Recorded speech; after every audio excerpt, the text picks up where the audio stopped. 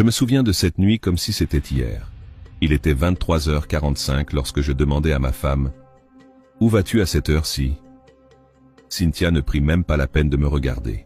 Elle vaporisa son parfum hors de prix, ramassa ses clés de voiture et répondit simplement « J'ai une veillée de prière. Ne m'attends pas. » Cynthia était le pilier de notre foyer. Elle conduisait la dernière Benz, payait notre loyer à Lekki et me donnait même une allocation tous les mois depuis que j'avais perdu mon emploi 2 ans plus tôt. Je vivais comme un roi, mais un roi méfiant. Chaque vendredi soir, elle quittait la maison et ne revenait que vers 2 heures du matin, imprégnée d'une odeur de fumée et de sueur. Je me disais, elle me trompe, c'est sûr. Qui sait quel riche parrain finance son soi-disant business d'import-export? La semaine dernière, ma fierté en avait eu assez. Quand elle démarra sa voiture, je montai dans ma vieille Toyota Camry et la suivis discrètement. Je m'attendais à la voir se rendre dans un hôtel ou chez un politicien fortuné. Mais non. Elle quitta l'île et prit la direction du mainland. Elle s'arrêta sous le pont d'Obalinde, dans une zone sombre et abandonnée. Mon cœur battait si fort que je pouvais l'entendre. Son amant est un trafiquant, pensai-je. Elle gara sa Benz dans la boue. Je me garai plus loin et continuai à pied, caché derrière des carcasses de bus. Ce que je vis ensuite me coupa le souffle. Un fou surgit de l'ombre. Sale, hirsute, son corps couvert de plaies, vêtu seulement d'un short en lambeaux. L'odeur qui se dégageait de lui aurait pu tuer un animal. J'attendais que ma femme prenne la fuite.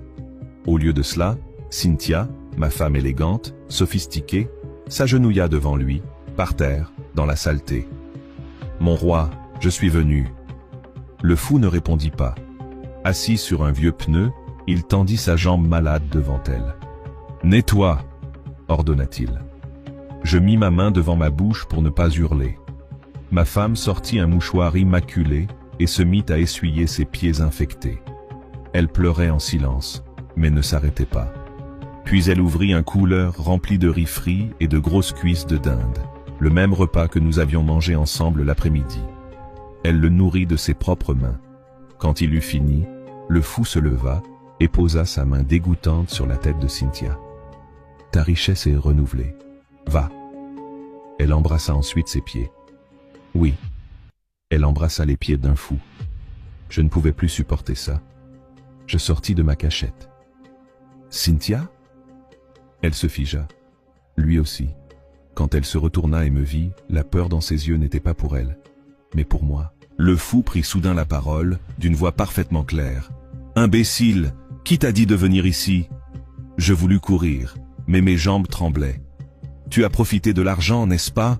cria Cynthia. « Tu as aimé la clim, la nourriture, le confort. » « Cynthia, qu'est-ce que tout ça signifie ?»« C'est ma source, Michael !»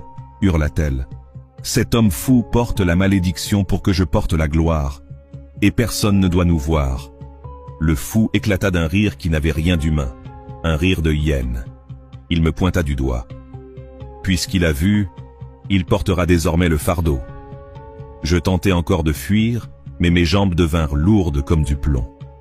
La dernière chose dont je me souviens, c'est Cynthia qui pleurait. « Pardonne-moi, bébé. Je ne peux pas retourner à la pauvreté. » Je me suis réveillé le lendemain sur le bord de la route, vêtu seulement d'un short déchiré, les cheveux emmêlés. Les passants se bouchaient le nez en s'éloignant de moi. Je voulus crier « Je suis Michael, je ne suis pas fou !» Mais ce qui sortit fut un rire tordu. « Ah ah ah !» Une Benz passa devant moi. Ma femme était au volant, radieuse, plus riche que jamais. Elle ne me regarda même pas. Et maintenant, je suis assis sous ce pont, à attendre le vendredi. Parce que le vendredi, elle vient me donner à manger. Et jusqu'à ce qu'une autre personne curieuse la suive ici et prenne cette malédiction à ma place, je suis le fou. Faites attention à ce que vous enviez. Certaines richesses sont un transfert de folie. Et vous priez pour avoir la vie de personnes dont vous ignorez ce qu'elles adorent dans l'ombre.